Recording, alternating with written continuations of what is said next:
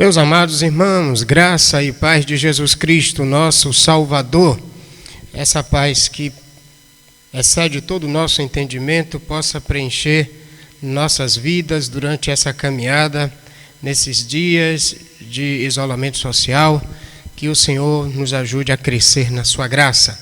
Que bom, estamos de volta hoje, quinta-feira, dia 14 de maio. Nós estamos no nosso culto de oração, estudo da palavra, para encorajar nossa fé, encorajar os peregrinos dispersos nos dias atuais a andarem segundo os padrões de Cristo, os padrões de Deus. E nós vamos fazer isto orando agora, encorajando também a todos que servem e adoram ao Senhor. Nosso irmão Genilson, ele vai orar a Deus, invocando a presença do nosso Pai, para darmos início ao nosso culto de adoração e oração em Cristo.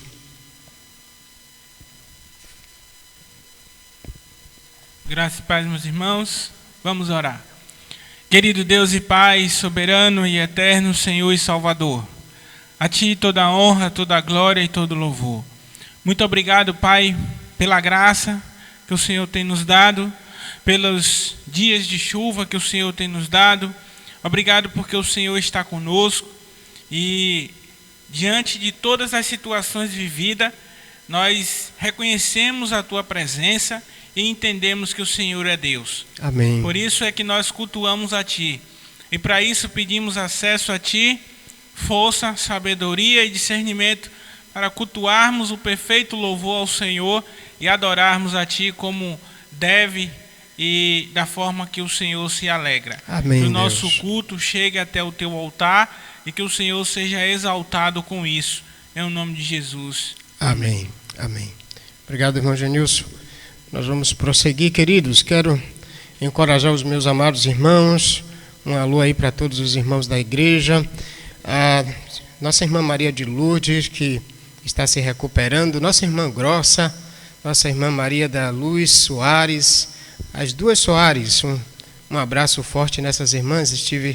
Esses dias tive contato com ela. E ela mostrando o prazer, a alegria de estar cultuando a Deus, de estar estudando a palavra. Então, um forte abraço para todos os irmãos, de uma maneira geral, daqui da igreja, os irmãos da congregação de Camaçandi, a todos que nos ouvem de uma forma direta durante todos os nossos cultos e que tem assim também servido para a sua edificação, para a sua vida espiritual. Quero encorajá-los a continuar lendo as Bíblias diariamente, a Bíblia diariamente. Nós temos nosso calendário de leitura bíblica, no grupo de Zap sempre a gente tem postado, lembrando também aos irmãos, ao mesmo tempo de não se esquecer ou não se esqueçam da chamada de vídeo para discipular, encorajar uns aos outros, trabalhar o pastoreamento mútuo. Queremos também dizer aos irmãos que existe durante a semana um plantão na igreja. Há sempre alguém diariamente na igreja para atender aqueles irmãos que têm uma necessidade maior e alguns até que têm ligado para assim fazer as doações de alimentação para as famílias carentes e outras questões que sejam necessárias e os irmãos precisem vir ao templo. Então, diariamente nós temos um plantão, uma tarde, outro irmão, os líderes da igreja também, quanto não isso, até nosso irmão Cacildo, num plantão da limpeza do templo, também está sempre com o templo aberto. Deus vos fortaleça. Nós queremos nesse instante ler o texto bíblico que nos encoraja na noite de hoje. Estamos expondo a carta de 1 Pedro e o assunto da carta, parte do assunto a gente vai ler agora com o nosso irmão Genilson também, para nos encorajar a adorar o Senhor.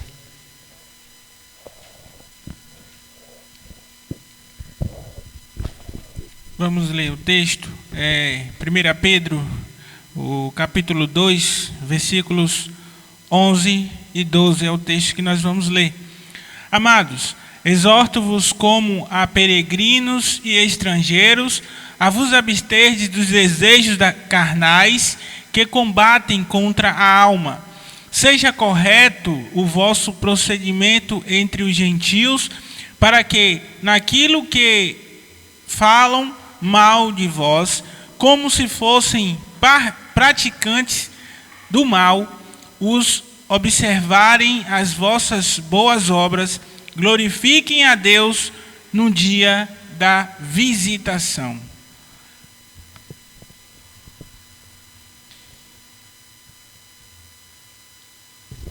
Obrigado, irmão Genilson. Deus abençoe, que de fato a gente entenda a nossa vida e comportamento de santidade, buscando ao Senhor, e glorifique ao Senhor durante toda a nossa peregrinação.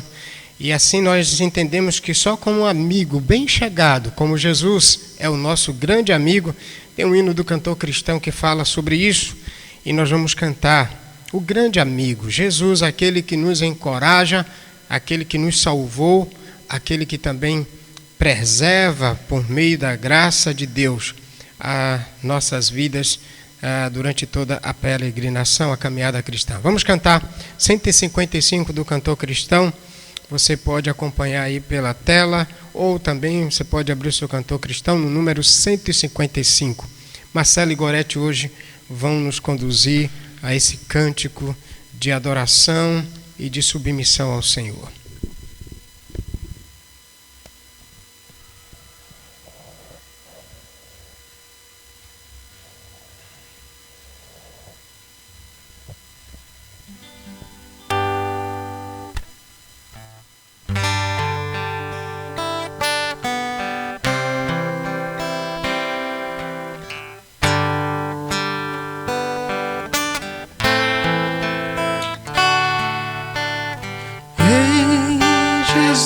Amigo temos, mais chegado que o irmão. Ele manda que levemos tudo a Deus em oração. Oh, que paz pedimos sempre, no coração, só porque nós não levamos tudo a Deus em oração. Temos vidas e pesares, e na vida tentação. Sem conforto, indo a Cristo em oração.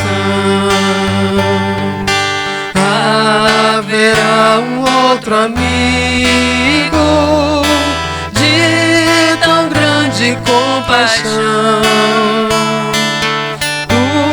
Os contritos Jesus Cristo sempre atende em oração. E se nós desfalecemos, Cristo estende-nos a mão, pois é sempre a nossa força e refúgio em oração. Este mundo nos despreza, Cristo é nosso em oração. Em seus braços nos acolhe e nos dá consolação. Amém.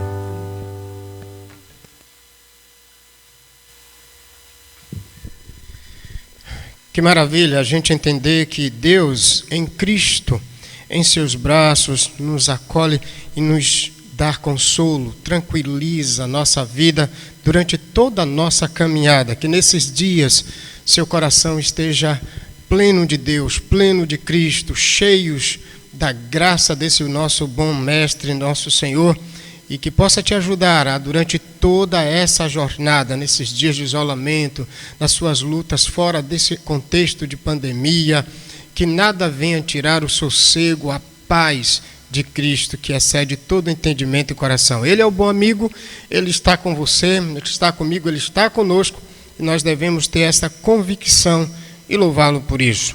Vamos ter um momento de oração agora. Nós, às quintas-feiras, costumamos orar por diversos objetivos e queremos, na noite de hoje, orar por 3 aspectos: a vida santificada, nós também entendimento dos planos de Deus, à luz de tantas vozes que a gente aprenda só a ouvir a voz de Deus, também a nossa vida de submissão às autoridades dentro do plano de Deus, conforme manda as Escrituras.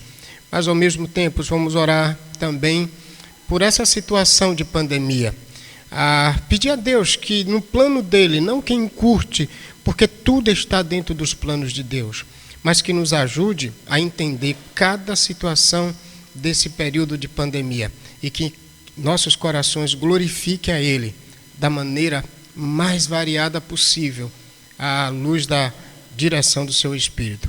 Marcelo vai orar pela vida santificada da igreja, do povo de Deus, dos irmãos, dos grupos mais variados, crianças, famílias, a vida de santidade da igreja.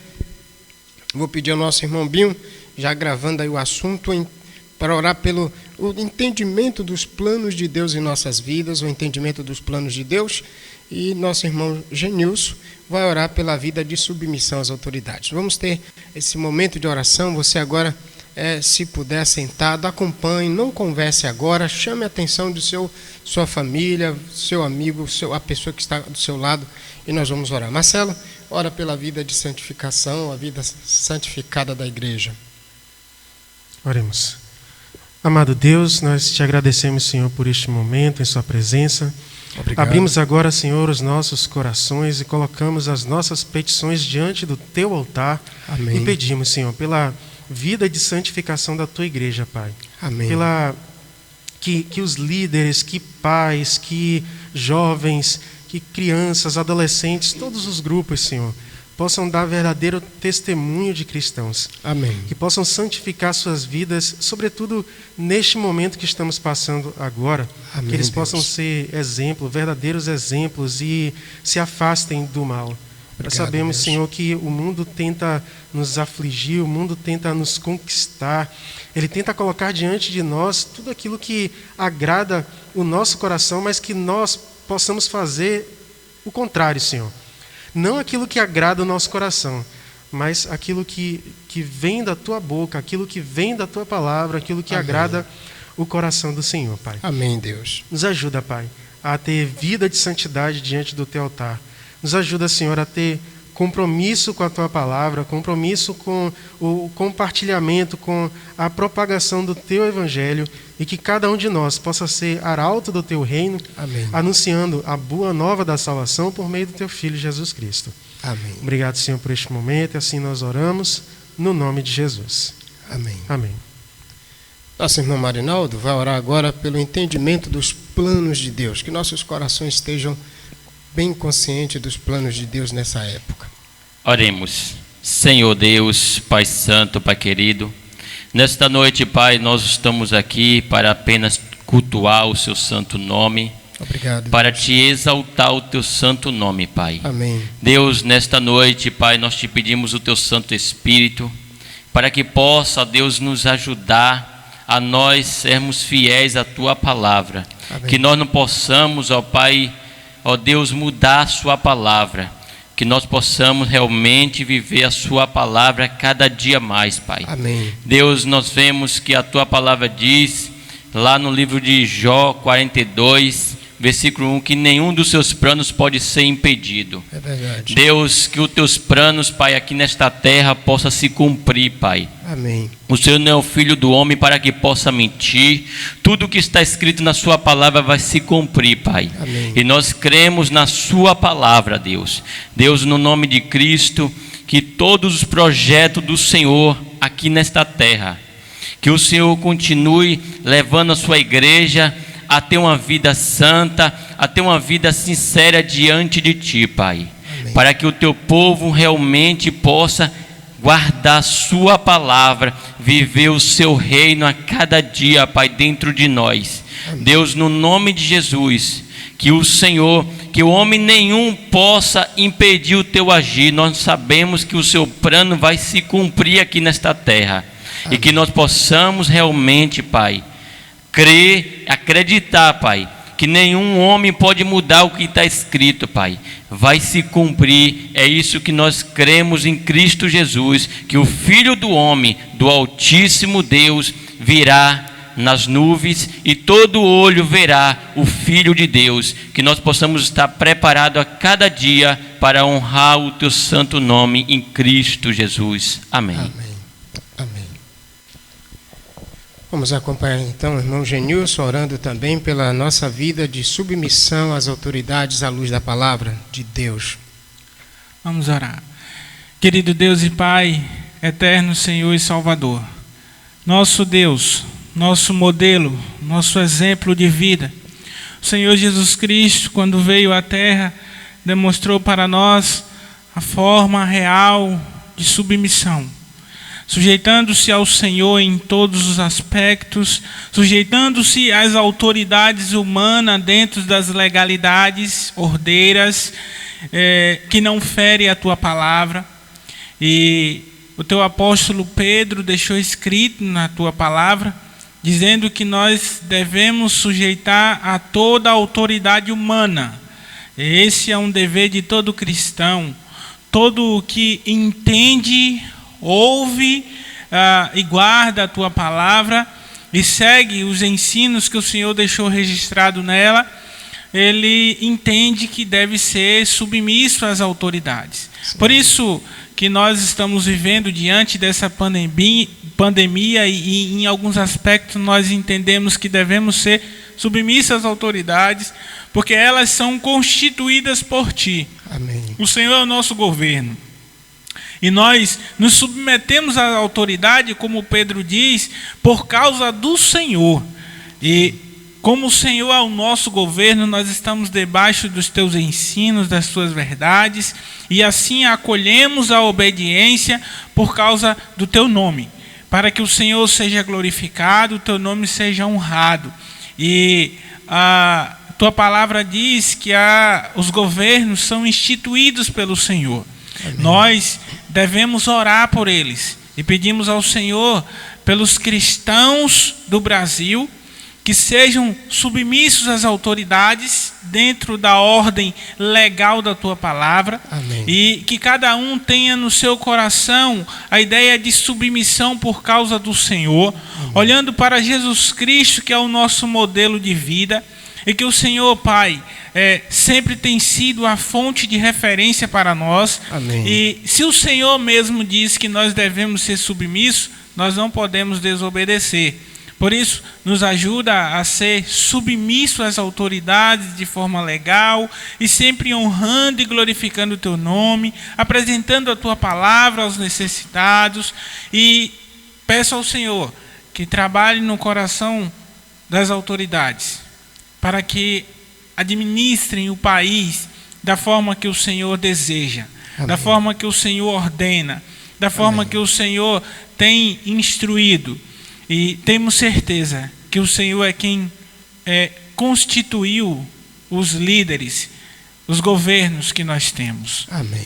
O Senhor é que permite todas as coisas, o Senhor é quem veta todas as coisas, e o Senhor é quem proíbe que as coisas aconteçam de tal forma. Por isso nós confiamos no governo do Senhor e aqui estamos pedindo ao Senhor para que sustente o nosso coração debaixo da submissão em obediência à tua palavra. Amém. Em o nome de Jesus. Amém. Vamos continuar, queridos, adorando a Deus. Dessa feita, nós vamos fazer a leitura do texto para a exposição da palavra de Deus. E vamos fazer isto agora lendo 1 Pedro 2, de 11 a 17. Capítulo de 1 Pedro, vou pedir para que você possa agora abrir o texto sagrado e nós vamos desenvolvê-lo à luz do pensamento do autor inspirado. Pedro escreve essa carta e tem um propósito no seu coração, nós já vimos isto, mas vamos fazer a leitura para prosseguirmos com a exposição do texto. Capítulo 2, 1 Pedro, versículo de número 11 até o versículo de número 17. Assim diz-nos a palavra: Amados, exorto-vos como a peregrinos e a estrangeiros a vos absterdes dos desejos carnais que combatem contra a alma. Seja correto o vosso procedimento entre os gentios, para que naquilo em que falam mal de vós, como se fossem praticantes do mal, ao observarem as vossas boas obras, glorifiquem a Deus no dia da visitação. Sujeitai-vos a toda a autoridade humana por causa do Senhor, seja o rei como soberano, sejam aos governadores como por eles enviados para punir os praticantes do mal e honrar aos que fazem o bem, pois a vontade de Deus é que, fazendo o bem, caleis a ignorância dos insensatos. Já que sois livres, não useis de liberdade como um pretexto para o mal, mas vivei como servos de Deus. Honrai a todos, amai os irmãos, temei a Deus, honrai ao Rei. Que Deus nos ajude por sua palavra. Vamos orar mais uma vez. Pai, obrigado por sua palavra. Ajude-nos a entendê-la, a guardá-la em nossos corações, a sermos santos, refletindo o teu caráter. E, ó Deus, submissos às autoridades, porque honramos ao Senhor quando fazemos assim. Em Cristo nós te pedimos essa direção e essa graça para fazermos conforme teus propósitos. Nós oramos assim, agradecidos desde já. Em nome de Jesus. Amém. Meus amados irmãos, temos estudado a carta de Pedro, estamos no capítulo 2, a porção de hoje é uma porção também menor. Tenho tentado trabalhar porções menores, mas dando sequência ao pensamento sempre do autor. E para não perdermos o fio da meada, a proposta máxima do autor ao escrever essa carta de 1 Pedro, que tem cinco capítulos. Já vimos que Pedro foi quem escreveu. E Pedro é aquele apóstolo de Jesus Cristo. Pedro escreve aos peregrinos, eleitos peregrinos e forasteiros, ou da dispersão da Galácia, do Ponto, Capadócia, Ásia e Bitínia. Esses crentes são eleitos de Deus pela sua presciência, santificados no Espírito Santo e purificados, regenerados pelo sangue de Jesus Cristo. O propósito de Pedro ao escrever essa carta, foi de fato, conforme o capítulo de número 5, verso 12, esclarece. Quero lembrar mais uma vez o aspecto principal, o propósito principal desta carta, que Pedro escreve àqueles cristãos dispersos no ponto da Ásia Central, no contexto do primeiro século da igreja cristã.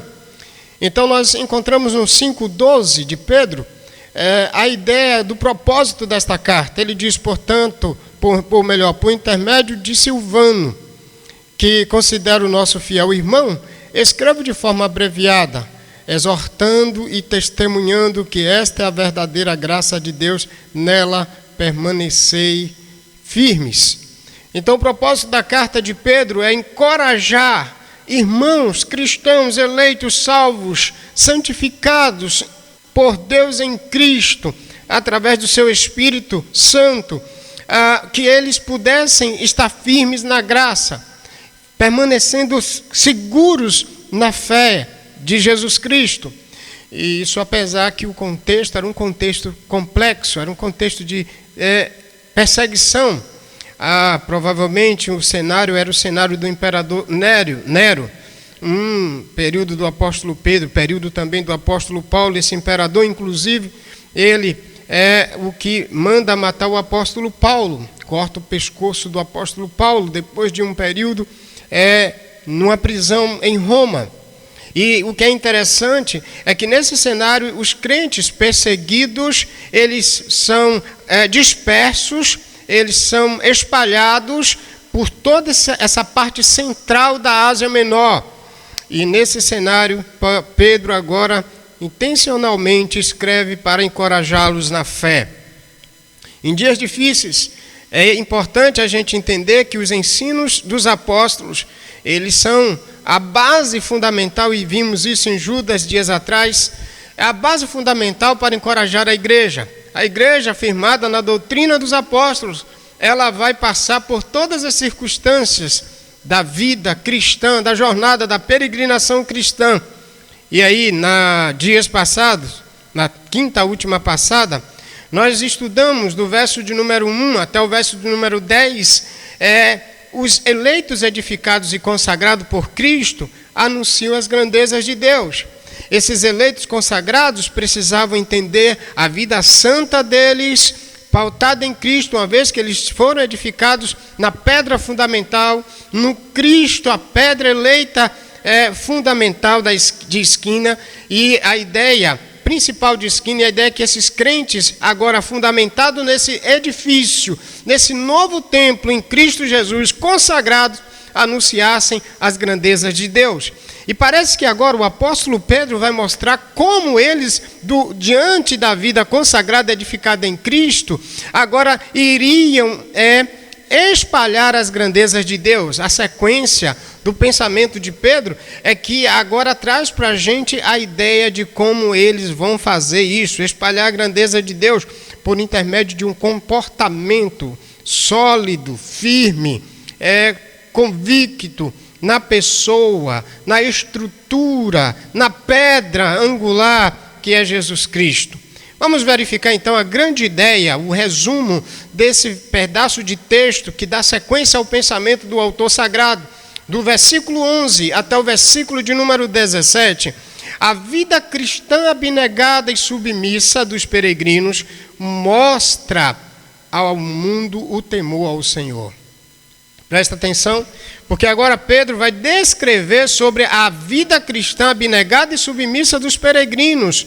Mostra ao mundo o temor ao Senhor. E como a gente vai verificar isso? Primeiro, como começa o texto? Mostra que os crentes, eles são chamados aqui de amados, e eles são chamados a uma exortação a, como peregrinos, absterdes dos desejos carnais, ter uma vida pautada na santidade, ter uma vida pautada no aspecto cristão. Mas termina a proposta seguinte, que vai do verso de número 13 até o verso 17, ele chama os cristãos peregrinos dispersos para que tivessem uma vida submissa por causa do temor ao Senhor. Por isso, então, que o resumo desse assunto, a grande ideia, a vida cristã abnegada e submissa dos peregrinos, mostra ao mundo o temor ao Senhor. E é uma forma de anunciar as grandezas, as maravilhosas grandezas de Deus, ou as maravilhas de Deus, num cenário pagão, num cenário de um mundo em que os cristãos não têm residência fixa, não têm morada permanente. E aí Pedro vai encorajá-los, enquanto aqui eles peregrinassem, eles deveriam responder, refletir uma vida de um comportamento de salvos, de regenerados em Jesus Cristo. Isso que a gente precisa fazer nesses dias. Vamos ver isso com mais detalhes agora. Eu gostaria de apresentar, quero apresentar duas formas de a gente mostrar a vida cristã ao mundo, temente a Deus, ou conforme o temor de Deus, dentro da abnegação e dentro de uma vida de submissão num cenário de convivência temporária. Vamos verificar a primeira forma. Do versículo de número 11 ao versículo 12, os cristãos peregrinos, apesar das calúnias, glorificam a Deus em sua conduta. Isso é fundamental a gente entender agora.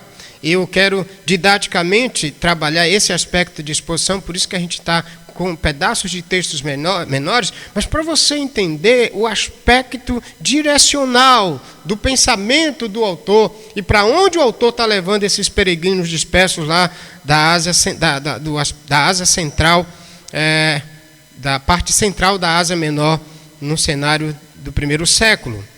Portanto, vamos verificar isso exatamente. Os cristãos peregrinos, apesar das calúnias, glorificam a Deus em sua conduta.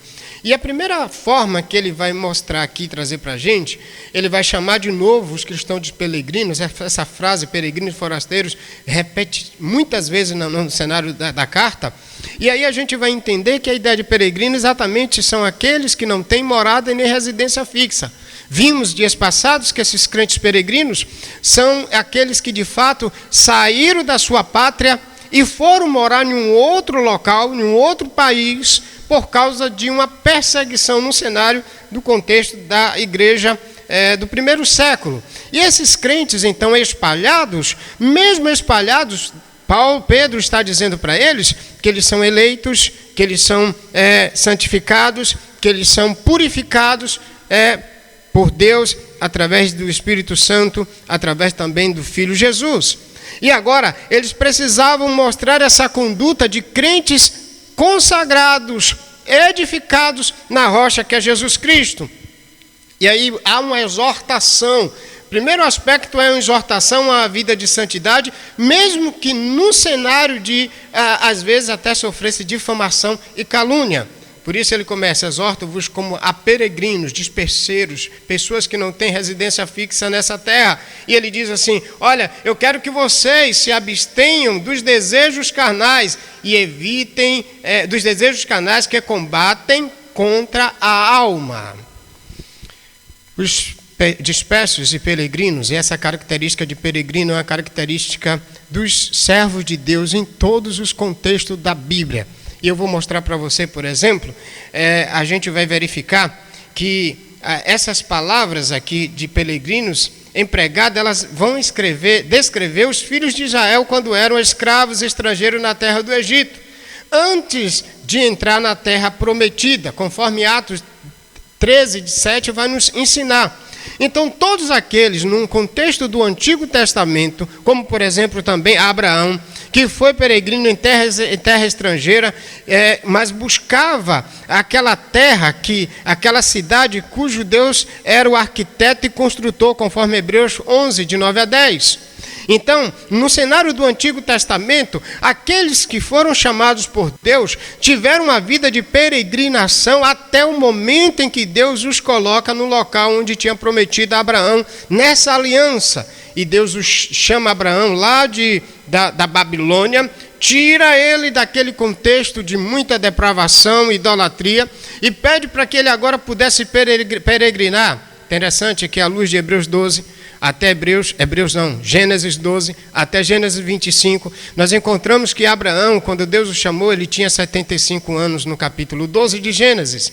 Mas no capítulo 25 de Gênesis, Abraão morre com 175 anos de idade, e Abraão peregrinou, mas ainda não tinha entrado na terra prometida. Quem vai entrar depois é o povo de Israel, que também foram peregrinos lá no cenário já com Josué, depois que Moisés atuou no Egito por mão de Deus, com o braço forte de Deus, e conduziu o povo até a terra que mana leite e mel.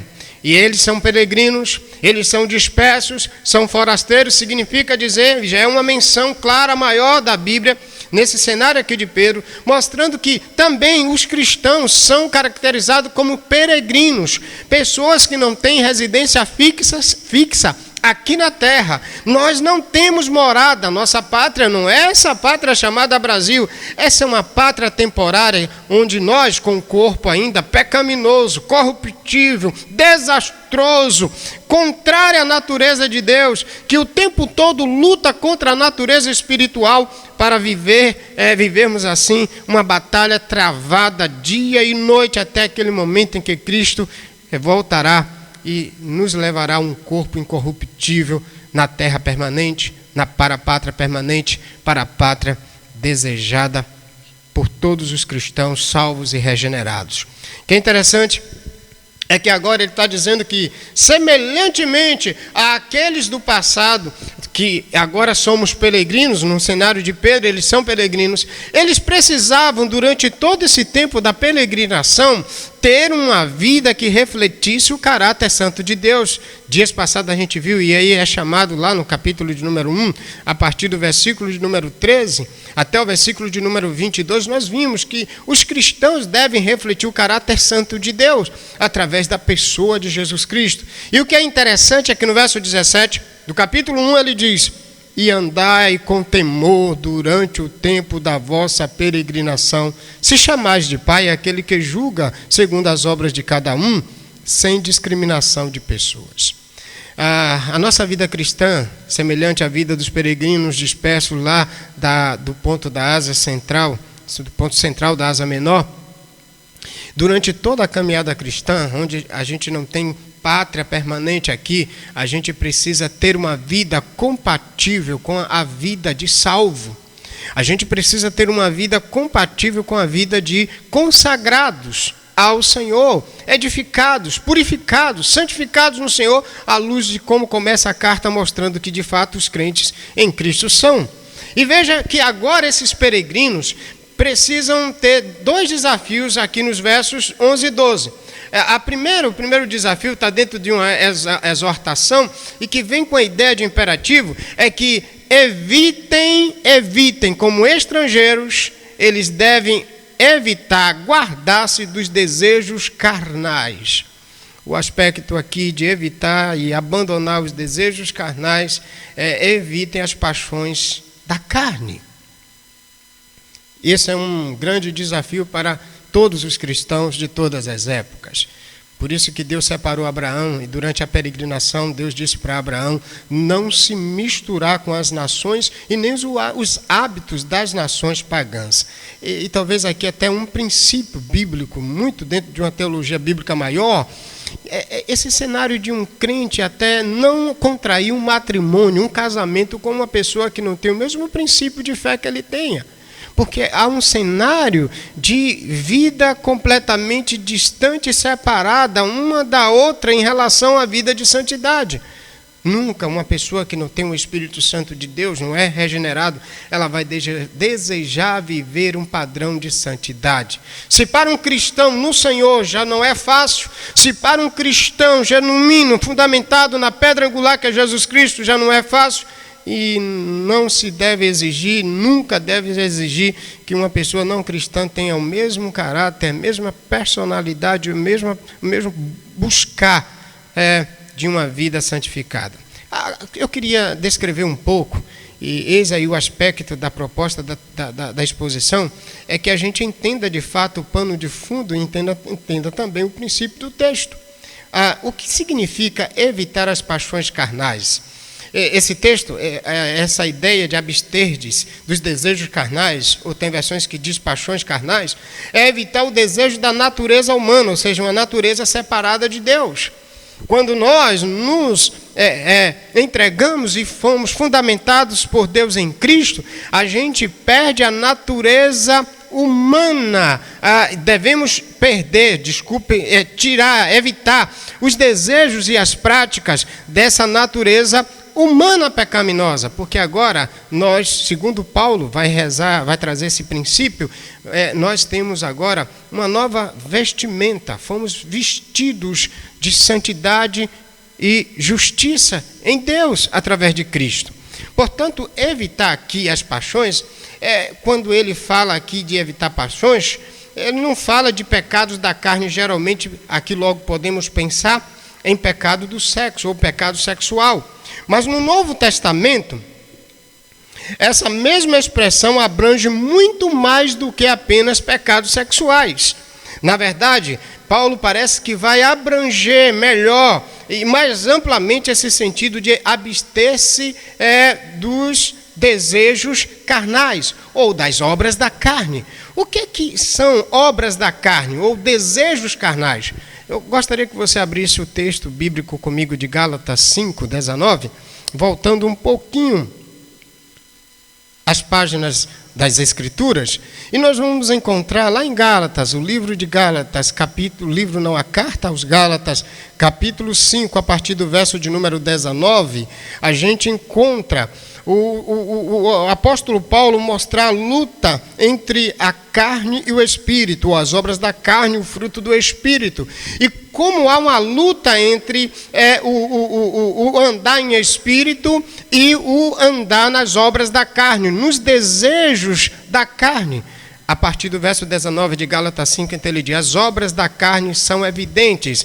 Olha, ele fala aqui de ideia de desejos da carne, e a gente aqui está trazendo exatamente esse aspecto. Quando falamos de pecado da carne, a gente geralmente pensa logo no aspecto sexual. Mas pecado da carne está muito mais amplo em relação a ser apenas desejos carnais ou até a glutonaria, desejo de comer excessivamente.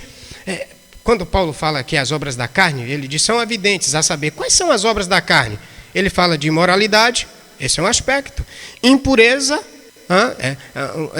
um mesmo aspecto de moralidade. Indecência, mas veja que ele vai também abarcar idolatria, feitiçaria, inimizades, rivalidades ou brigas, partidos, ciúmes, ira, ambição egoísta, discórdia, partidarismo. Ele no verso 21 ele diz inveja, bebedeiras, orgias, coisas semelhantes a essas, e contra as quais vos previno, como já vos preveni antes. Os que as praticam não herdarão o reino de Deus. A ideia de obras da carne está muito mais do que apenas um desejo sexual. É um aspecto de viver uma vida dentro da natureza humana, que é uma natureza separada de Deus. E aí envolve não só os pecados sexuais, mas também de idolatria e feitiçaria e outras coisas mais. Apesar de que no Antigo Testamento e também no Novo, quando se vai para a ideia de idolatria, está muito ligado também à promiscuidade ou à ideia de perversão sexual. A gente tem as profetisas do templo da deusa Diana no Novo Testamento, que adorava a deusa Diana, e nesse cenário elas também se prostituíam, conhecidas também como prostitutas sagradas. Nós temos esse aspecto do pecado voltado para a questão sexual, envolvida com também a questão de idolatria. No Antigo Testamento, nós temos a ideia de mulheres conhecidas como prostitutas cultuais, que também adoravam os deuses e conduzia às vezes homens, à adoração aos ídolos por intermédio da promiscuidade sexual.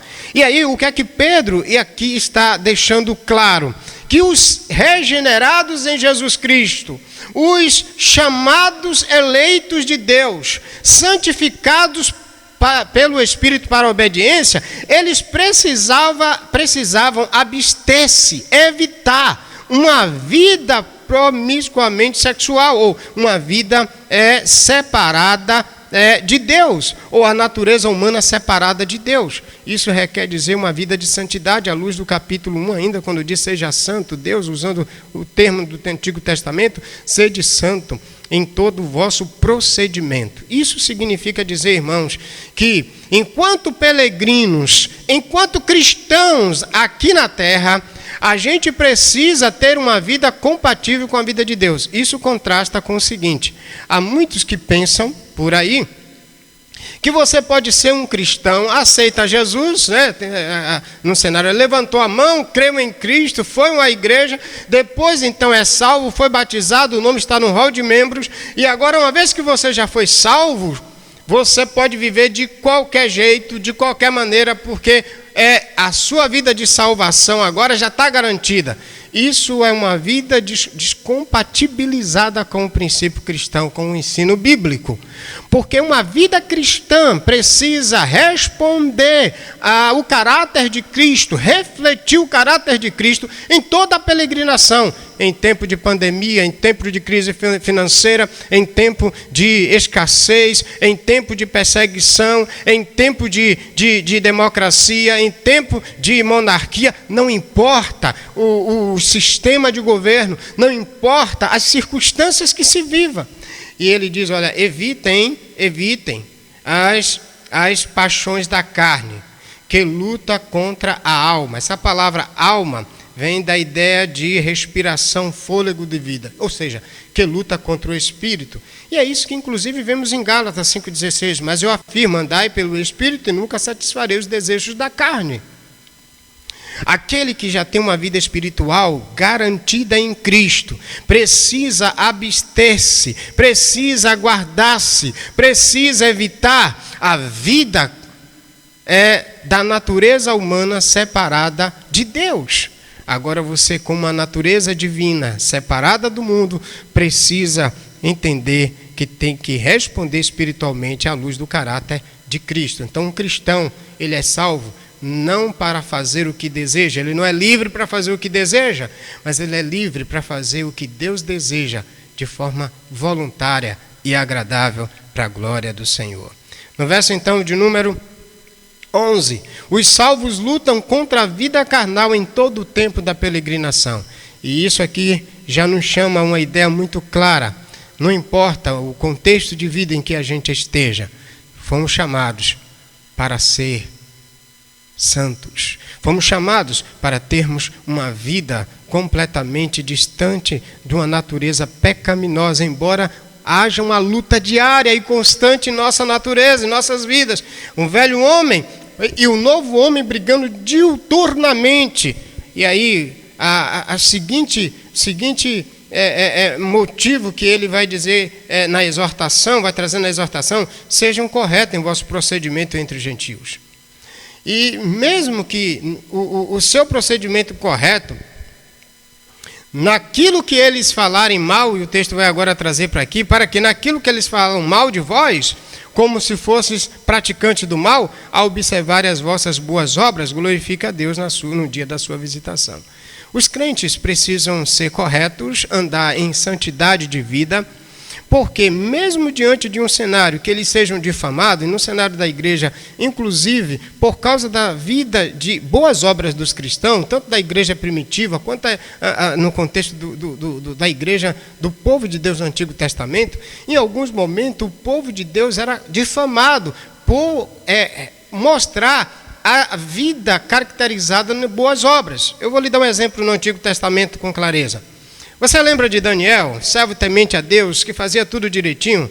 E por fazer tudo certinho, à luz daquilo que Deus, pelo seu Espírito, o instruía e o ajudava, tem um determinado momento que Daniel, por inveja dos gentios, por inveja dos outros governadores, foi feita uma cilada para Daniel. Ele era certinho, adorava a Deus 3 vezes ao dia, se punha de joelho, voltado lá para Jerusalém. E diz assim, diz o texto lá no Antigo Testamento, no livro de Daniel, em que os reis, os outros governadores, com inveja e ciúmes, se levantaram e levantaram uma calúnia para ele. E eles mesmos planejaram isso, porque eles fizeram com que o rei fizesse uma estátua. E quem não adorasse a estátua do rei durante daquele período de 30 dias, seria jogado na cova dos leões. E como eles sabiam que Daniel não se prostraria diante da estátua do rei, mas Daniel também não sabia o decreto, eles difamaram Daniel diante do rei, que foi jogado na cova dos leões por andar certinho e fazer a obra de Deus. E mesmo com isso, o testemunho de Daniel, pelas boas obras que ele vivia, tanto para com Deus, o eterno Pai, quanto para com o rei, glorificou a Deus no cenário lá, porque quando o rei, ainda que não desejasse jogar Daniel na cova dos leões, pela sua vida, pela sua conduta, mas depois diz que o rei, quando foi lá, que percebeu que os leões não tinham consumido Daniel, chamou Daniel e perguntou se o Deus dele tinha protegido, e Daniel disse que sim. E ele pegou então todos os camaradas, foram jogados na cova dos leões, tirou Daniel de lá, e a Bíblia diz que o rei disse: a partir de hoje, todo o reino vai invocar o Deus de Daniel. O que é interessante é que a vida que aqui representa na ideia de observar as boas obras, que as boas obras é a vida e o caráter do cristão. Aqui não é entregar cesta básica, fazer ação social. O texto não está falando de boas obras nesse sentido. Boas obras aqui significa o caráter cristão, a vida piedosa cristã, que é a boa obra que Cristo fez em nós, à luz de Efésios capítulo 2, versículo 10. Então, essa conduta do cristão, mostrando a vida e o caráter de Cristo, vai refletir a glória de Deus, mesmo diante de um momento de calúnia e difamação. Por isso que ele diz: sejam corretos no vosso procedimento entre os gentios, para que naquilo em que falam mal de vós, como se fosses praticantes do mal, ao observar as vossas boas obras. E aqui a ideia é a seguinte: um cristão ele não pode ser acusado de estar fazendo coisas equivocadas no cenário, mesmo nesse mundo que a gente está vivendo. Ele precisa ter um caráter de boas obras, um caráter de vida piedosa, um caráter de uma vida refletindo a vida de Cristo durante toda a jornada cristã.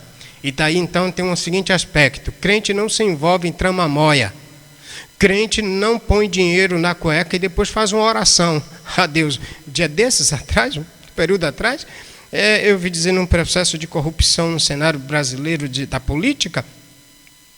E então tinha lá um camarada que se dizia ser crente, e quando recebeu a propina, que estava, desculpe a expressão aqui, a falta de pudor de minha parte, o dinheiro na cueca, tirou o dinheiro da cueca, fez uma oração agradecendo a Deus pelo roubo. Isso que eu chamo de roubo santo, sabe? Às vezes parece que o espírito cristão nessas pessoas significa fazer o que acham que deve fazer. E isso é que representa a vida cristã. Não é. Uma vida cristã, ela, ainda que seja difamada por fazer a coisa correta, mas ela vai glorificar a Deus por estar fazendo a coisa correta e não por estar fazendo coisa errada. A propósito, então, queridos, eu quero finalizar esse aspecto de 11 a 12. Os cristãos peregrinos, apesar das calúnias, glorificam a Deus em sua conduta, em seu caráter cristão, em seu comportamento cristão. É óbvio que isso não é algo apenas do seu esforço, não é algo do seu esforço, mas é da obra de Deus pelo seu Espírito e através de Cristo. Como aplicar esses princípios para as nossas vidas hoje? Eu queria trazer algumas verdades aplicativas para os nossos corações. Primeiro, o seguidor de Cristo é estrangeiro no mundo, ele é peregrino. Não vive conforme as regras nem as normas pecaminosas do mundo passageiro.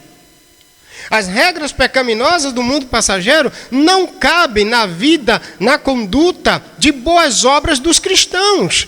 A boa obra que Cristo fez em nós. O trabalho de Cristo não pode ser em vão em nossas vidas. O trabalho de Cristo, a obra de Cristo não é em vão. E nós refletimos essa obra com uma conduta santa, um caráter de santidade.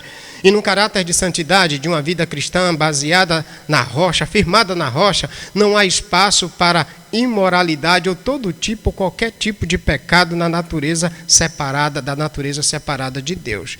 Portanto, o seguidor de Cristo é estrangeiro aqui. Mas mesmo estrangeiro aqui, ele não é um desordeiro. Ele não chega no lugar e quer descumprir com as leis de um país que nem é o país de origem dele, e nem é o país definitivo dele. E o que é interessante é que esse aspecto requer que a gente, enquanto cristão, nessa caminhada até a volta de Cristo, a gente tenha uma vida e uma conduta exemplar.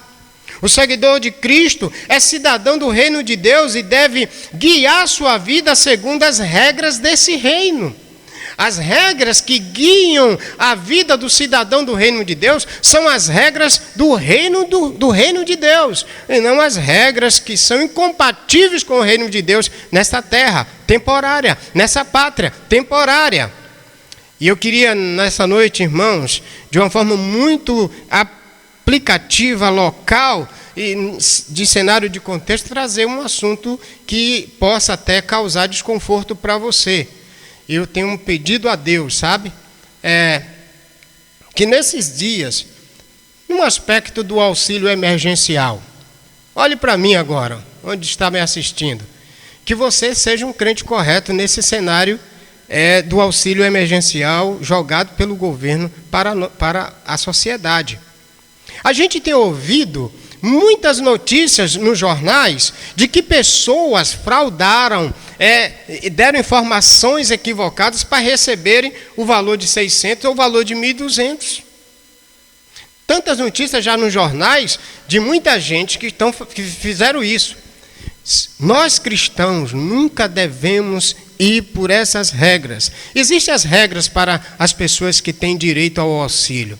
E eu queria dizer, se você é um cristão genuíno em Cristo, com a conduta exemplar, aquele que tem boas obras, e que essas boas obras são para refletir o caráter de Deus, a vida de Deus através da sua vida, você não deve entrar em uma situação que não seja compatível com as regras do auxílio emergencial desses dias. Eu quero dizer o seguinte, em curtas palavras: se você não tem direito, não minta para ter direito. Isso não é obra de um cristão.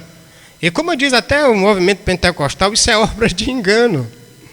Você não deve entrar nisso. Um cristão com caráter santo não deve ter: ah, pastor, eu tenho um recurso. Se você já tem um recurso garantido, e esse recurso é um recurso que não dá a você o direito de receber esse auxílio emergencial como cristão, irmãos. Vocês, nós, crentes em Jesus Cristo, peregrino e disperseiro dos últimos dias da vida cristã, do período da jornada cristã, nós não devemos entrar nesse cenário. Eu quis atuar especificamente, trazer especificamente essa questão do auxílio emergencial, porque provável que muitos cristãos achando que vão levar vantagem, cristãos, não sei até que ponto ser cristão, mas se você é aquele que não está dentro das regras, não minta para receber o auxílio emergencial. Isso não é caráter de cristão, isso não é conduta de cristão, isso não é testemunho de cristão. Deus reprova esse ato e essa atitude, tanto minha quanto sua. Eu me lembro uma época, eu estava num projeto, e uma pessoa disse: pastor, por que você não se inscreve? Atuava no projeto. Se inscreve para receber uma casa. Eu disse: não, por quê? Porque eu não estou dentro do perfil, do contexto do recebimento da casa. Não tem nada a ver. Tem. Se eu não estou dentro do perfil, eu não devo me inscrever. Tem gente aí que está recebendo além daquilo que é devido, e outros que precisariam receber, não está recebendo. Esse auxílio emergencial é para um período difícil e precisa ser dirigido a pessoas que de fato tenham necessidade.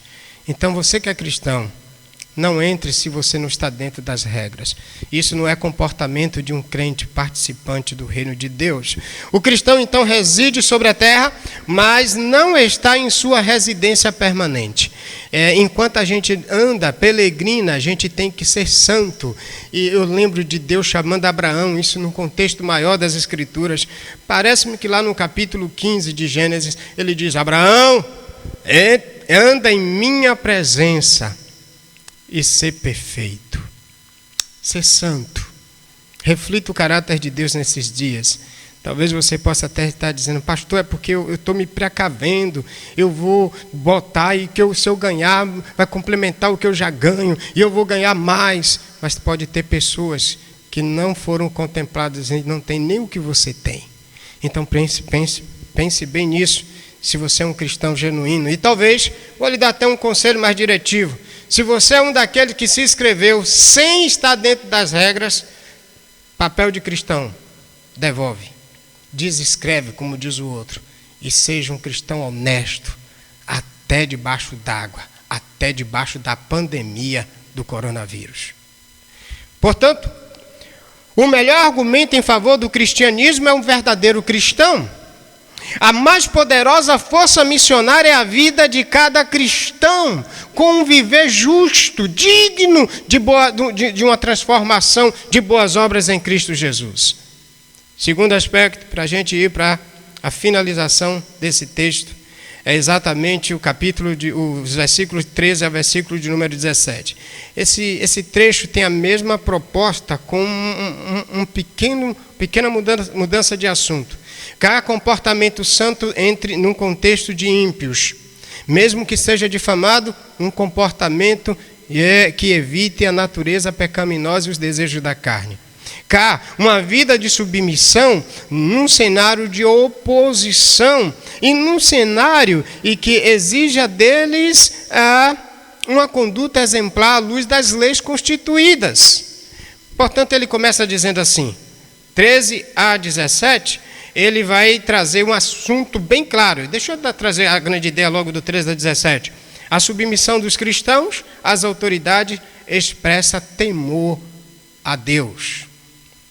A submissão dos cristãos às autoridades expressa temor a a Deus. Olha como ele começa esse trecho. Ele começa dizendo: sujeitai-vos a toda autoridade humana por causa do Senhor. Ele está dizendo aos eleitos peregrinos, eles devem sujeitar-se a toda autoridade.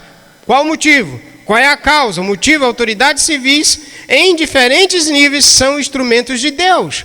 Então ele está dizendo por causa do Senhor.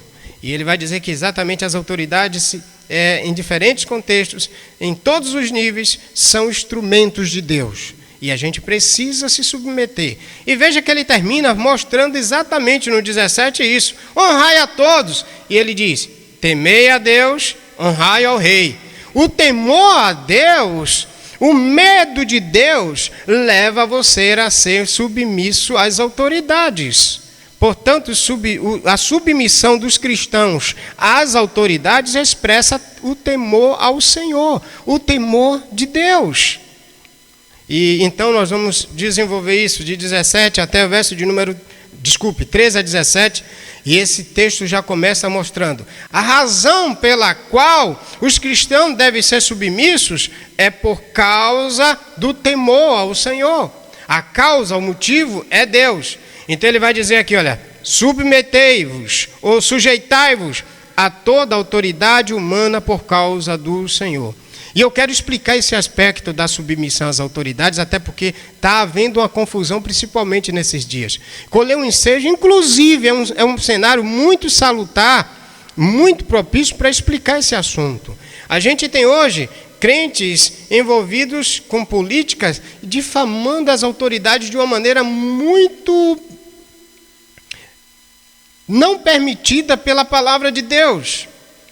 E aqui o que o texto está dizendo é que não podemos infamar, ou difamar, ou desonrar, ou não se submeter às autoridades, porque é Deus que autoriza. E a causa é, todas elas são autoridades constituídas instrumentos de Deus. Lá em Romanos 13, isso vai ser bem definido, vai ser bem caracterizado. Paulo vai ensinar, e o período era um período do contexto do Império Romano, e ele vai dizer que uma pessoa insubmissa às autoridades é uma pessoa insubmissa a Deus. Então um cristão, ele não pode sair por aí falando mal das autoridades. Não é uma orientação divina. Cristão está xingando o presidente, governador, prefeito, fazendo ele o bem ou fazendo ele o mal. Por quê? Tem um texto lá de João, se não me falha a memória, é o capítulo 19, eu quero ler com você. João, o Evangelho, no capítulo 19, quando Jesus está perante Pilatos.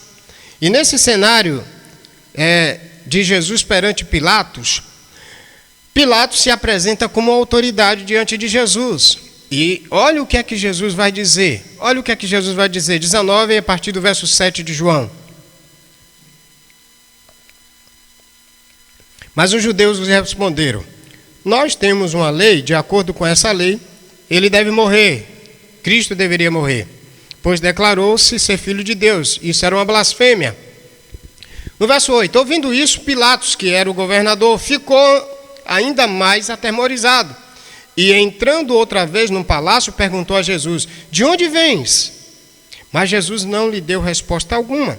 Então Pilatos insistiu: não me respondes? Não sabes que tenho autoridade tanto para soltar como para te crucificar? Olha o que Pilatos está dizendo: eu tenho autoridade tanto para fazer uma coisa, tanto para fazer outra, soltar ou crucificar. Ele está falando de Cristo. Aí Jesus lhe respondeu no verso 11: nenhuma autoridade teria sobre mim se do alto não te fosse dada. Por isso, aquele que me entregou a ti incorre em pecado maior. O que é que ele está dizendo? Que nenhuma autoridade foi dada a Pilatos sem que por Deus fosse permitida. Inclusive Jesus, que é a autoridade sobre Pilatos, ele é o Filho de Deus. Ele é a autoridade de Deus. E naquele momento Jesus está dizendo: nenhuma autoridade foi dada ao governador Pilatos se por Deus não fosse liberada. Deus então é quem constituiu as autoridades. Eu sei que você pode agora perguntar: pastor, mas E se as autoridades, elas se insurgirem contra a lei de Deus? Aí nós temos um aspecto e um princípio claro. A pergunta clara que deveria ser feita agora, o que deve ser feito agora. A submissão às autoridades tem um limite? Tem um limite.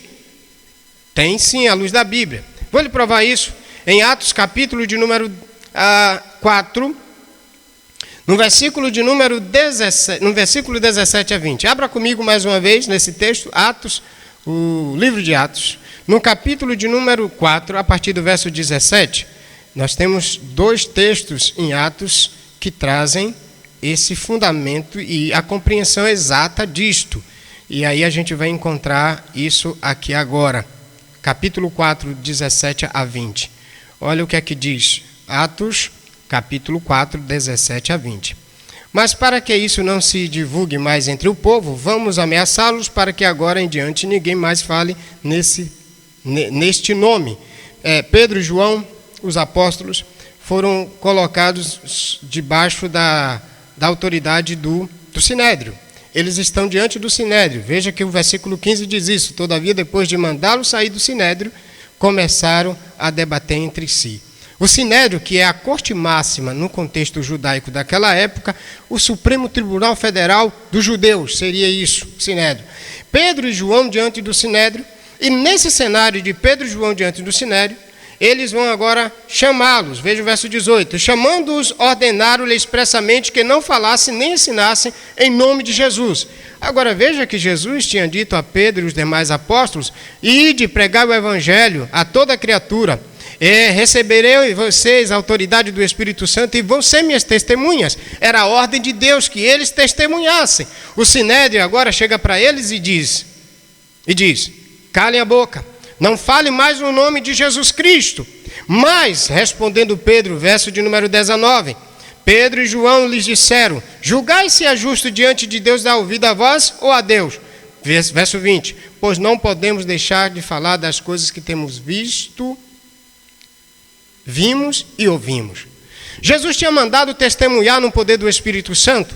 O Sinédrio agora está dizendo: calem a boca, não fale mais no nome de Jesus. E agora a autoridade de Deus estava sendo colocada em xeque. Aí Pedro disse: epa, aqui não, aqui tem limite. O meu limite chegou aonde respeitar agora a sua ordem, ou a ordem do Sinédrio. Então Pedro diz: não podemos deixar de falar, porque Deus autorizou, nos deu ordem para testemunhar de Jesus no poder do Espírito Santo. Portanto, a gente vai entender o seguinte: eles vão sofrer a sanção. Eles vão sofrer a retaliação. Por causa de não pararem, eles foram presos, eles foram açoitados, mas eles não deixaram de cumprir com a ordem de Deus, que deveria testemunhar. E agora, o contexto, as autoridades judaicas queriam interrompê-lo, queriam que eles não falassem. Então aqui sim, tem limite. A gente vai sofrer. Eu vou trazer um exemplo claro aqui para você. Se hoje, a gente está num processo de decreto por causa da pandemia. Mas vamos supor que a pandemia se cesse. E os governos digam: não abre mais igreja, não fala mais o nome de Jesus aqui. Obviamente eu não vou abrir templo mais. Então esse é um aspecto que muitos crentes até com medo. Nós não vamos abrir mais o templo físico. Mas vamos deixar de falar de Jesus? Eles vão impedir a gente de anunciar o evangelho? Eu posso não ter mais a liberdade, a depender do contexto do país, de ter um templo aberto e proclamar de forma livre o evangelho. Mas eu não deixarei de proclamar o evangelho, eu não abro mais o templo. Agora vamos supor que eles digam: olhe, não fale mais de Jesus em canto nenhum da sociedade. Aí eu já não poderei cumprir com essa ordem. Então tem limite. Um outro aspecto. No cenário inicial aí diziam que os pastores seriam obrigados a fazer casamento de homoafetivo. E aí, se isso fosse uma lei brasileira e fosse obrigado a casar um homem com um homem, eu não casaria. Então não casa não, você vai preso, pode me levar. e pode me prender. A causa que eu agora seria preso era por causa da boa obra, por causa da minha conduta, da minha vida cristã em Cristo. Eu não desobedeceria esse mandamento. E por causa disso, seria sim punido. Mas também eu não iria me insurgir à autoridade, eu não ia ser insubordinado. Eu sofreria a sanção, porque agora eu estou obedecendo à lei maior. Há um processo, inclusive esses dias estão brigando aí, no cenário político, de uma lei maior ser desrespeitada por uma lei menor. Na Constituição se diz isso, que uma lei maior precisa ser obedecida pelas instâncias menores. Isso é um processo natural. Se vai fazer num cenário de jurisdição, num cenário de uma questão, se vai logo observar o que diz a lei maior. Deus, lei maior, ele diz que eu devo pregar, mesmo pagando com a vida. Mas eu digo para vocês, talvez muitos não entendam, a minha vida ela não é preciosa para mim mesmo. Nenhuma vida de cristão deve ser preciosa para ela mesma. Essa vida peregrina curta, essa vida no corpo mortal, a gente tem um xodó, a gente tem uma paixão por essa vida no corpo mortal. Isso é um sinal de um crente que ainda não se desprendeu da vida da natureza pecaminosa, do corpo pecaminoso. Se desprender desse corpo pecaminoso, eu vou repetir aqui, é o meu maior desejo. Glória a Deus no dia que a trombeta tocar para mim e Deus me desprender desse caixote físico com mais osso do que carne. Glória a Deus, vai ser o dia mais feliz da minha vida, porque eu vou me desprender de uma natureza pecaminosa, eu vou me desprender de um corpo mortal, eu vou me desprender de uma vida pregressa, de uma vida de luta constante, de um corpo desgraçado desses, para herdar definitivamente um corpo incorruptível, um corpo glorioso, um corpo triunfal. Eu fico besta quando os crentes não besta no sentido nordeste. Você que me ouve que não é do nordeste, eu fico admirado. Eu fico impressionado quando eu vejo os crentes com medo de tantas coisas, porque o corpo mortal vai se desmoralizar, vai se desmoronar. Que venha, Senhor Jesus, e me deixe livre desse corpo tão terrível, que tem causado tantas tristezas para o Senhor. Se ver livre desse corpo deve ser o desejo de todo crente santificado, regenerado, consagrado. Portanto, obedecer às autoridades aqui, ainda que isso incorra num risco de uma retaliação, de uma prisão, de uma morte, no nosso país a gente não tem isso ainda, graças a Deus, e que não tenha. Mas se um dia tiver de ter, a igreja não deixará de ser igreja e obedecer às ordens de Deus. Portanto, enquanto estamos ainda aqui, o papel agora é sujeitai-vos a toda autoridade. Por isso, não importa quem seja ela, e eu vou explicar por quê. Porque a vontade de Deus, que a autoridade constituída é fazer as devidas repreensões. E ao fazer assim, veja que ele vai trazer o mesmo contexto do princípio anterior. No versículo 15 ele diz: pois a vontade de Deus é que, fazendo bem, caleis a ignorância dos insensatos, já que sois livres, não useis liberdade como pretexto para o mal, mas viver como servos de Deus. Ou seja, aqui ele diz que a submissão é método de Deus de silenciar a ignorante oposição ao evangelho. Deixa eu mostrar algo que eu acho que é muito característico dos dias atuais, está muito visível. Diante da manifestação pública de muitos cristãos, de uns anos para cá, no contexto político, se gerou uma insurreição grande à fé cristã no cenário mundial. E no cenário brasileiro, pior ainda. Então, temos vivido os dias por causa desse envolvimento cristão, de insubmissão, de xingamento a uma autoridade, de xingamento a outra. E eu queria dizer aos cristãos desses dias, da igreja aqui particularmente, não é meu papel, como um cristão santificado, xingar a autoridade, ser insubordinado, inclusive lá em Judas, nos versículos 8 e 9. Nem Judas dizendo que nem o arcanjo Miguel, ele foi difamador, desrespeitoso com Satanás quando disputava com ele com o corpo de Moisés. Mas ao invés de ser desrespeitoso ou difamador a Satanás, o arcanjo Miguel, que é superior a Satanás, ele diz assim: que o Senhor te repreenda. Não cabe a você, cristão, xingar presidente, governador, seja ele do contra, seja ele do favor, a favor. Você precisa honrar a Deus. E quando você difama uma autoridade constituída por Deus, você está sendo insubordinado ao próprio Deus. E isso não é reflexo de um caráter cristão plenamente transformado, redirecionado pelo Senhor. E ele termina dizendo: honrai a todos.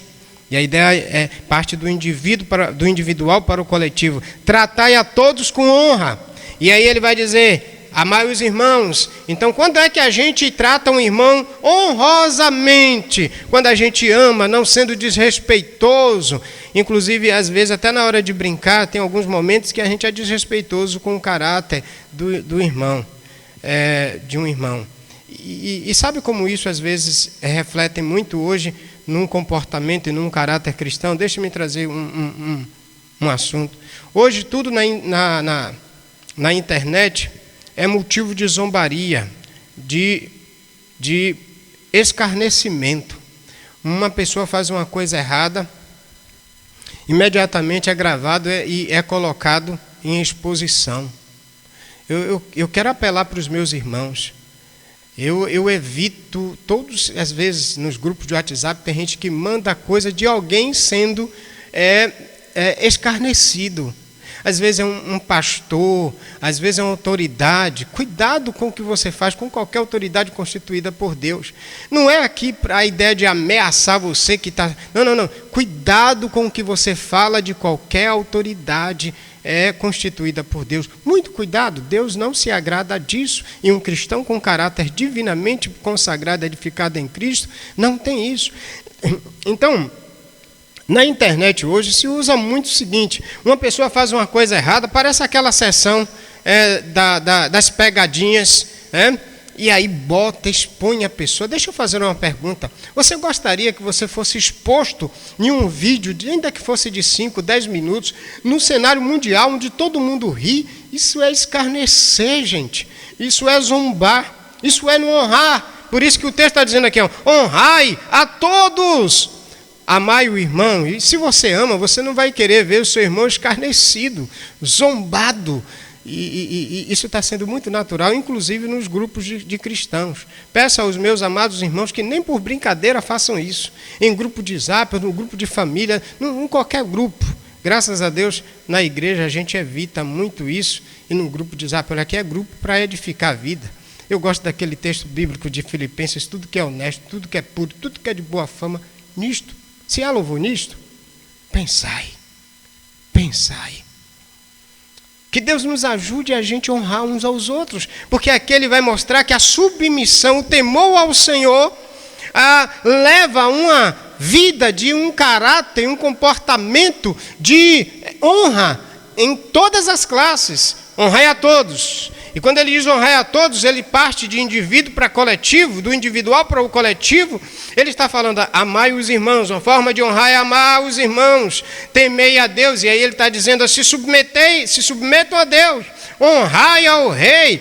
E deixa eu dizer uma coisa: você sabe qual era o cenário, qual era o contexto historicamente do império? Era o Império Romano. Sabe quem era o imperador? Nesse cenário aqui que Pedro está dizendo: honrai ao rei, aos cristãos dispersos por causa do sofrimento, era Nero. Nero, segundo a história, foi aquele que matou muitos cristãos, inclusive queimou muitos deles como tochas para iluminar o seu jardim. E aí, Pedro está dizendo: ei, honrai a Nero, sujeitai-vos a Nero.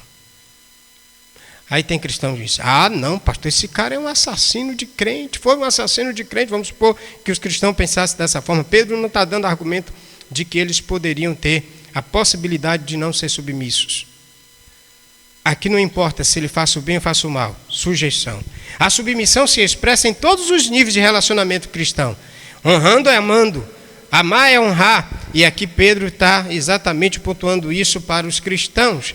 Respeito é submissão a outros homens também. Amor é submissão aos irmãos. Temor é submissão a Deus. E honrar é submissão ao rei. Portanto, fechamos aqui com o seguinte princípio: a submissão dos cristãos às autoridades expressa temor a Deus. E veja cá que, assim como eles mostram um caráter santo e um comportamento santo no meio de gente que difamava e caluniava, na perícope, ou no texto seguinte, de 13 até o 17, eles mostram também um comportamento de submissão por causa da vida e temor ao Senhor, num cenário em que era um cenário desfavorável. Daí então alguns fundamentos e aplicações para a gente aqui. Não importa o cenário em que você esteja, submissão é ordem de Deus às autoridades. E quando você honra as autoridades, você está honrando a Deus. Obviamente, dentro desse limite que a própria Bíblia, por Deus, estabelece. Mas tem que ser. Um outro aspecto é que o cristão tem que ser um bom cidadão, fiel e leal, do país no qual se desenvolve a sua existência. Nós somos peregrinos aqui no Brasil. Estamos esses dias na pátria temporária. Mas nós devemos ser submissos às autoridades constituídas. Inclusive agora, andar de forma legítima, segundo as leis, inclusive nesse aspecto do auxílio emergencial. A minha grande tristeza é quando eu ouço que uma pessoa que se diz cristã se inscreveu sem o direito e conseguiu burlar. Isso é roubo. Isso é ilegal. Precisamos entender que um cristão genuíno não tem esse comportamento. Os cristãos precisam então ser submissos às autoridades, porque é mandamento de Deus. A liberdade de cristã significa ser livres, não para fazer o que queremos, mas sim o que devemos fazer, porque é exatamente isso que o texto diz. Olha, não useis da liberdade como pretexto para o mal, mas vivei como servos de Deus, em qualquer cenário. Quero então finalizar trazendo o seguinte princípio: a vida cristã abnegada e submissa dos peregrinos, dos salvos, mostra ao mundo o temor do Senhor. Nesses dias de pandemia, seu caráter seja um caráter que reflita o caráter do Deus, Senhor absoluto, que pede para mim e para você nos submetermos às autoridades e honrar os irmãos. Isso é uma forma de submissão. Honrar é não desqualificá-los nem na sua presença e nem na sua ausência. E até aqui peço aos meus irmãos, evitem rir das dores de pessoas que foram gravadas de uma forma, em um momento difícil da vida, e que deu um vacilo, deu um erro, fez um deslize, e de repente a vida dela foi exposta. E gente que até era autoridade, teve a vida completamente exposta em zombaria por filmes ou por qualquer vídeo que foi exposto por aí. Um cristão genuíno não procede desta forma. Ele honra a todos no relacionamento por igual. Deus nos ajude a termos de fato vidas abnegadas e submissas, mostrando ao mundo o temor e o caráter de Deus através de Jesus Cristo, só que agora através da nossa vida cristã diariamente. Vamos cantar? Ao Rei dos Reis consagro tudo que sou.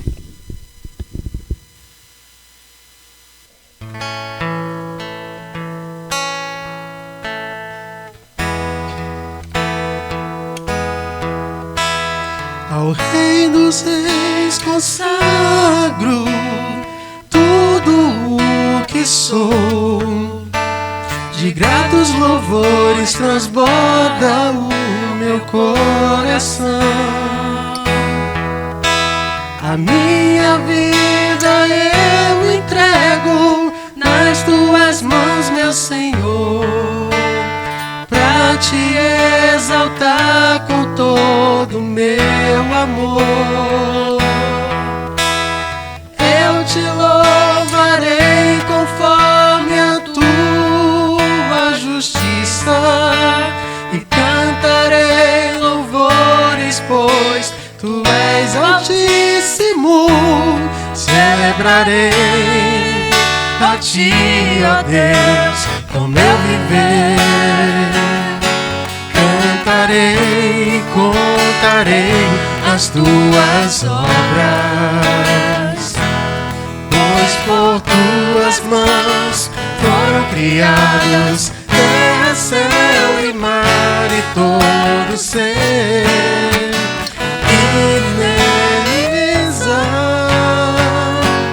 toda a terra celebra a Ti, com cânticos de júbilo, pois Tu és o Deus Criador. Toda a terra celebra a Ti, com cânticos de júbilo, pois Tu és o Deus Criador. Celebrarei a Ti, ó Deus, o meu viver. Cantarei, contarei as Tuas obras, pois por Tuas mãos foram criados terra, céu e mar e todo ser que neles há. Toda a terra celebra a Ti, com cânticos de júbilo, pois Tu és o Deus Criador. Toda a terra celebra a Ti, com cânticos de júbilo, pois Tu és o Deus Criador.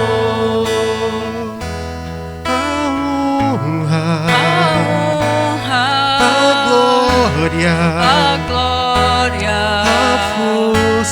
a força e o poder ao Rei Jesus, e o louvor ao Rei Jesus.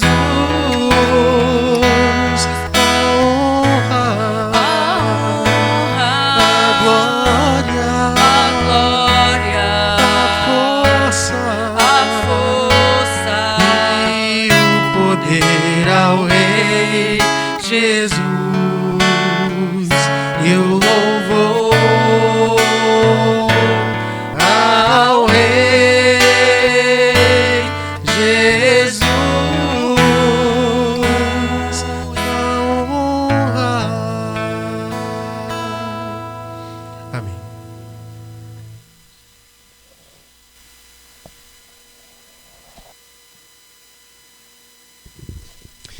Que maravilha, irmãos, os peregrinos da antiga aliança, esperando a cidade futura, a pátria permanente, refletir o caráter de Deus durante toda a peregrinação. E isso já nos conduzia para a ideia de que em Cristo, agora nós, cristãos da nova aliança, da aliança em Cristo, refletimos esse caráter de Deus durante toda a peregrinação. Só é possível você fazer isso através de Cristo, querido. Peça a Deus que através de Cristo você tenha um exemplo claro da vida cristã. Pedro almejava que os cristãos, mesmo debaixo de um cenário de dor, respondesse com um caráter santo e uma vida submissa por causa de Deus no cenário em que eles estavam vivendo. Sejamos assim também. Vamos orar. Senhor, obrigado pela Tua graça e bondade. Obrigado pela forma como o Senhor nos desafia a consagrarmos nossas vidas em Cristo. E obrigado porque o Senhor é quem consagra e que nos ajuda nessa caminhada refletirmos o Teu caráter santo, justo e absolutamente verdadeiro. A Ti seja a honra, Deus, através de Cristo. E nós Te glorificamos, Pai, em nome de Jesus. Amém. Se Deus quiser, domingo de manhã estamos com o Salmo de número 24. É o Salmo que vamos estudar. Até lá, um forte abraço no coração de todos.